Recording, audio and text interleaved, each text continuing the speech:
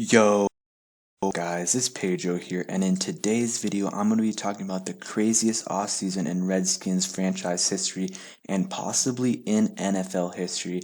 And I'm just going to be pretty much recapping the whole offseason from the end of the last regular season game till now. So if you guys are new, subscribe for Redskins and NFL content. So let's get into it.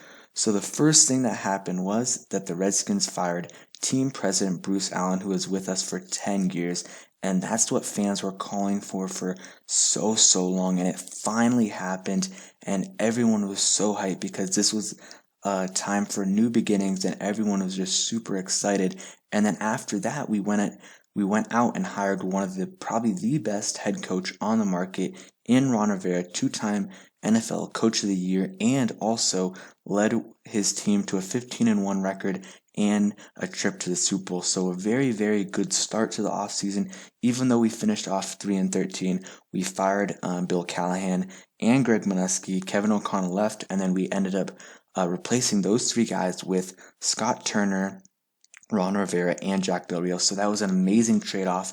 Jack Del Rio is one of the best defensive coordinators in the last 20 years, has been known for turning around 25th to 32nd ranked defenses to top 15 defenses in his first year. So I expect him to do that with Washington this year, and I really think he can do that, and I'm very excited to see what he can do. He is 100 times better than Greg Minuski, so that is a plus. But the most important thing is the culture, and I think Ron's going to be able to do that.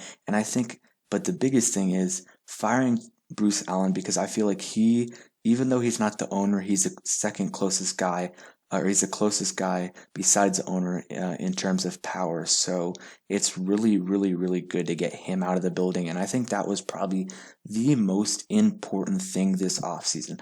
So those were really one of the two biggest things. Hiring Ron Rivera as our head coach, because as we talk about later in the video, we had a lot of bad things happen in the end of the offseason. So I think hiring Ron Rivera is going to help switch up the culture, which has been terrible really ever since Dan Snyder bought the team in 1999. So I think that was a great hire. So next, into free agency, really nothing special. I'll just go through our biggest signing. We signed Kendall Fuller to about 4-year, $40 million deal, I believe. But the crazy thing is, usually you sign a few players in a free agency, maybe 2 to 4 players. We signed a significant amount of players. I don't know the exact number, but it's about 15, which is crazy. Could be even more after all these injuries that have been happening. We have been signing a lot of players to do an overhaul, switch the culture, and most of them are depth guys, but still, we have signed a lot of players. You got Kendall Fuller, Wes Schweitzer, Thomas Davis, Mike Ledke, Jeremy Vujnovic, Kevin Pamphili, Kevin Pierre-Louis, if I didn't say that already, Cornelius Lucas, Wes Schweitzer, Sean Davis, a lot of guys. I know I'm missing some. I don't want to go through the whole list, but we signed a lot of guys, which is good because we have to switch up the culture.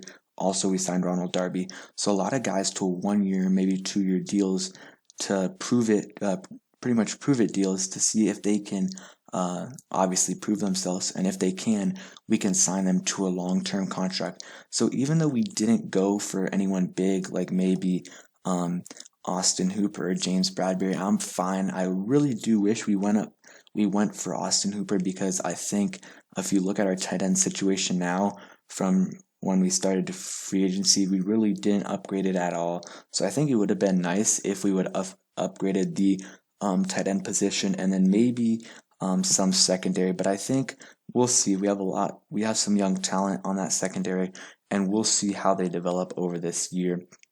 But overall, free agency, like I said, nothing. We didn't have any big splash signings, but we did have a lot of signings. So next, on to the draft. The draft was, even though it was nothing crazy happened, it was still like a big moment because we had the second overall pick, which we haven't had since RG3, and we had to trade for that. So this was a monumental pick, and we drafted the best player in the draft in Chase Young, number 2 overall, the consensus best pick in the draft. Had about 16 and a half sacks last year, about 7 forced fumbles, was an absolute beast last year, and that was with being suspended for a couple of games because of money issues and nothing bad. So I think if he would have played those games, one was against Maryland, so he would have probably gotten about 20 sacks. So he was absolutely insane, and I think he's going to be a Pro Bowl candidate year 1 in his rookie year, and I think he's definitely the leading candidate to win Defensive Rookie of the Year. I think he'll kind of follow in Nick Bosa's footsteps, and he has all the tools to be a great pass rusher. And if you look at Jack Del Rio, our new defensive coordinator, he has molded very good pass rushers in the past, including Julius Peppers, Von Miller, and Khalil Mack. Von Miller and Khalil Mack both had their highest sack totals under Jack Del Rio in their second year. So look out for Chase Young. He's going to be an absolute stud. I seriously cannot wait until this happens until we see him on the field, because I think he is going to be an absolute beast for us. He's very young. He's a pretty much local guy, and it's going to be really amazing to see what our defensive line can be. And then obviously we drafted Antonio Gibson, who has a lot of potential, Swiss Army knife, and then we also drafted Sadiq Charles, who has the potential to be a franchise left tackle. So this draft has a lot of potential. We drafted Antonio Gandy-Golden, a lot of other guys, so we'll see how they do. We also signed undrafted free agent Thaddeus Moss. So this draft class, really our last 2 draft classes have super high potential, and I can't wait to see what they can do. And the next thing is a lot more recent, but obviously the name change. So we retired our logo. Well, first it came out on July 3rd that we were doing a review of the name, and then about 10 days later, the Washington NFL team has officially retired its nickname and logo, and it was reported, and they retired the name and logo, like I said. And pretty much after that, we all thought that there was going to be a name coming soon, like maybe Red Wolves, Warriors, some actual specific name. And then some people thought it was just going to be like a club name, like Washington Football or something like that. But it ended up being about a couple weeks later, or a few days later, they announced that it is going to be the Washington Football Team. We made new uniforms and everything. But before we go and show you the new uniforms and Landon Collins in those uniforms, before that happened, in really the middle of the whole name change situation, it came out that there was some allegations and abuse issues that came out, and that was just a whole new issue that we had to go through, and it was horrible. But some people were making up huge things about us paying refs, and that whole kind of week of speculation was just terrible on us. And I think hiring someone like Ron Rivera is going to be very good for the culture, and I'm very happy we did hire him, because I think he's going to do a great job for us and definitely help turn this culture around. And so yeah, and then now on to the uniforms, the new uniforms, because obviously it is not the same uniform. So this is the helmet. It actually looks okay. This is Landon Collins' helmet.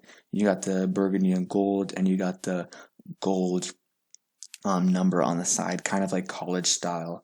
And then this is Landon Collins in the jersey, so it looks very similar, to our old jerseys, but of course the number is different, or not the number, but the numbers are on the helmets as well, and it says Washington instead of obviously the Redskins. So I think the helmets look all right, but that was that. I think this offseason, guys, was just absolutely insane. How crazy it really was.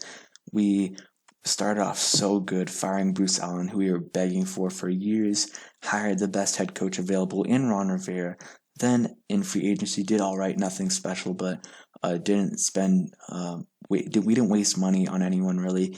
And then we drafted the best player in the draft, and Dwayne Haskins was having a great offseason, and it was just insane overall. Also, some other little things that also happened. Kelvin Harmon tore his ACL during this offseason, a couple other things, but this offseason was really dominated by pretty much new regime, the draft, free agency, the whole name change thing, and a few injuries here and there, and then obviously how Dwayne Haskins has progressed. So it's just such a crazy offseason.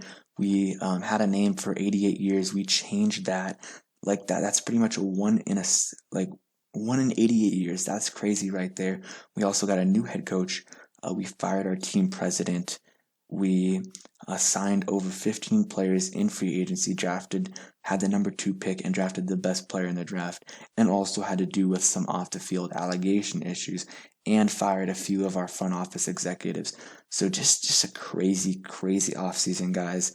And I hope this season is a lot more I just hope we can move on from these off the field issues and start finally winning games. So I hope you guys enjoyed the video. If you did, please smash the like button, subscribe if you're new, turn on those post notifications, and I'll see you guys in the next video.